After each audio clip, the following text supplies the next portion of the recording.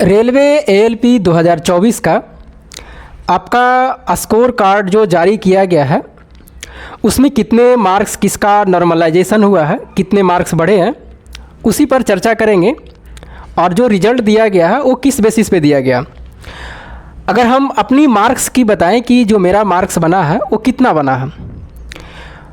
Total इसमें से अगर हम बात करें तो मेरा जो रॉ मार्क्स है टोटल 55 है, और इसमें टोटल मेरा जो सही हुआ था वो मेरा 59 सही प्रश्न हुआ था।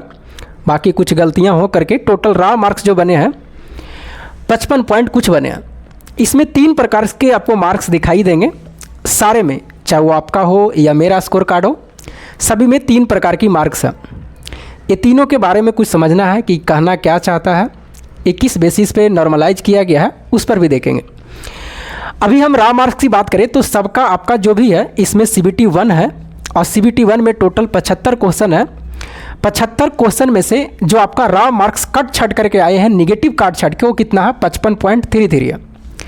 एक है आपको प्रोरेटेड मार्क्स। प्रोरेटेड मार्क्स जो निकाले जाते हैं वो इसलिए दिया जाता है कि किसी शिफ्ट में हो सकता है प्रश्न की संख्या 1 गलत हो या 2 गलत हो, इसके लिए प्रोरेटेड मार्क्स दिया जाता है।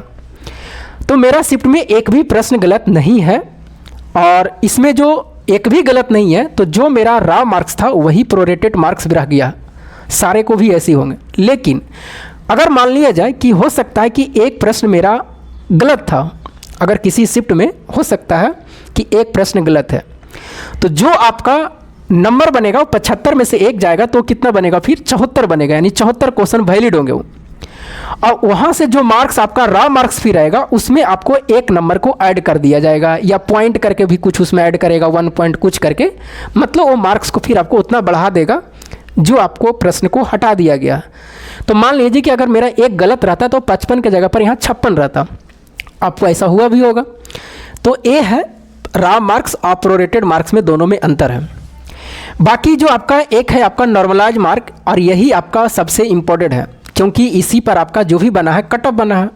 और मेरा जो इसमें नॉर्मलाइज मार्क्स है 79.78 करके है। अब अगर हम देखें कि 55 है और 79 है, अगर हम इसको घटाएंगे तो कितना बचेगा, लगभग 24 मार्क्स बचेंगे। यानी 24 मार्क्स को इंक्रीज किया गया है, 24 मार्क्स को इंक्रीज किया गया है, तब जाके नॉर्मलाइज मार्क कितना हुआ 79। लेकिन देखिए अगर इसको हम मार्क्स किससे देखेंगे तब तो 24 मार्क्स है, लेकिन अगर परसेंटेज के हिसाब से देखिएगा तो इतना नहीं होगा। अगर आप परसेंटेज के हिसाब से देखिएगा तो ये जो 79 है वो कितना में है, 100 क्वेश्चन में होंगे। ये जो 79.78 है उसको कहाँ पर कैलकुलेट किया गया, 100 क्वेश्चन पर। अगर आप 75 पर कैलकुलेट करते हैं 55 को, तो जो आपका परसेंटेज आएंगे 72 पॉइंट कुछ आएगा मेरा। अगर आप 75 को, आपका 55 नंबर को अगर हम 75 में परसेंट निकालेंगे तो 72 पॉइंट कुछ करके आएगा। उसी में आप अब देखिए कि 72% था, अब उसमें जो बढ़ा 79 है, तो वहाँ से कितना है, तो 7 नंबर 8 नंबर के गैपिंग है, तो इसलिए वहाँ से किया गया। ऐसा नहीं है कि आपको 55 से डायरेक्ट 24 हुआ है तो आपको 79 हो गया। परसेंटेज के हिसाब से देखा गया है, तो परसेंटेज के हिसाब से देखिएगा तो किसी में 8 नंबर बढ़ जाएगा 8%, किसी में 6%, किसी में 10%, इस तरह से करके रहेगा।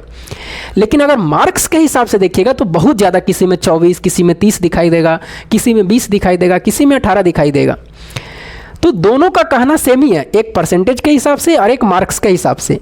तो आपका जो मार्क्स है वो 75 में इतना है, लेकिन ये जो बढ़ा है वो 100 में बढ़ा है। तो ले दे करके जो आपका नॉर्मलाइजेशन का जो प्रक्रिया है बस वही है, 8-10 मार्क्स के अंतर है।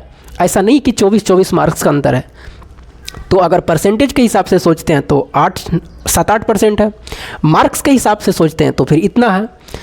तो इस तरह से आपको सोचना पड़ेगा, और सारे को ऐसे ही किया गया है। और जो आपका रिजल्ट है इसी पर है, मतलब 100 पर दिया गया है। और टोटल जो भी आपका मार्क्स होंगे, जितने भी सारे आप दिए होंगे, अगर आप इस वीडियो को देख रहे हैं तो आप अपना कमेंट करके बताइएगा कि आपके कितने सही थे, कितने नॉर्मलाइज हुए हैं। बस यही 2 करिएगा, प्रोरेटेड नहीं भी करिएगा तो कोई दिक्कत नहीं है, क्योंकि दोनों का सेम 1-2 नंबर का इधर उधर होंगे। तो ए मार्क्स और ए मार्क्स अपना कमेंट करके बताइएगा कि कितने मार्क्स आपको बने हैं। ना आपको शिफ्ट लिखना, कुछ भी नहीं लिखना अब इसमें ज़्यादा कि इस शिफ्ट में था, ऐसे था, वो सब नहीं लिखना। सिर्फ आपका रॉ मार्क्स और नॉर्मलाइजेशन मार्क्स लिखना कि इतना है।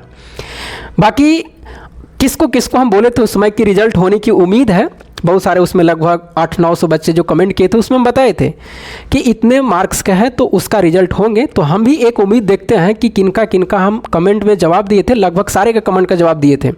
वैसा ही 2-4-5 छूटा था, तो उसमें हम देखना चाहते हैं कि किनको किनको हम बताए थे कि आपका रिजल्ट होने की उम्मीद है, और हो सकता है बताए होंगे तो नहीं भी हुआ होगा। तो एक हम देखना चाहते हैं कि हाँ सर हम लोग को बताए थे और इतना मतलब कि रिजल्ट हुआ है, और नहीं भी हुआ होगा किसी को तो आप लिख दीजिएगा कि सर आप बताए थे लेकिन नहीं हुआ। लेकिन हम वहाँ पर ये भी बोले थे कि हो सकता है नॉर्मलाइजेशन करके भी आपको कर सकता है, इस बात को आप ध्यान रखिएगा। वहाँ पर हम कमेंट में ये भी लिखे थे, तो ये चीज़ें आप लिखिएगा।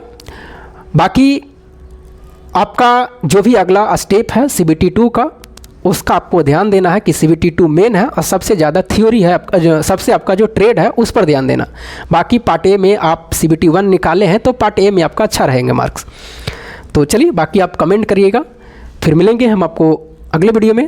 तब तक के लिए जय हिंद।